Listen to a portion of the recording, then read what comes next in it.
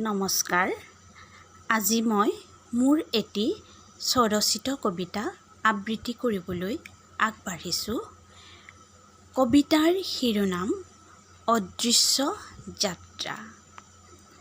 অদৃশ্য যাত্ৰা। জীৱন অৱধি উদয়াস্তৰ ফৰিং ফুটা জোনাক মোৰ কাম্য।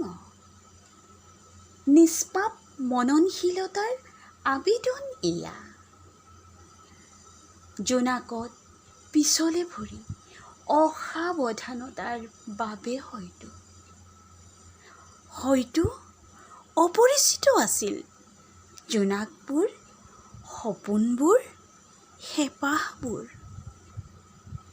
সীমাহীন বাসনাৰে পূৰ্ণ নীলাভ নয়ন।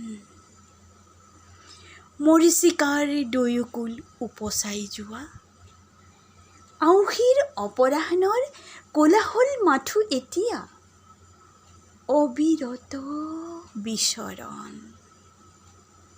ধন্যবাদ।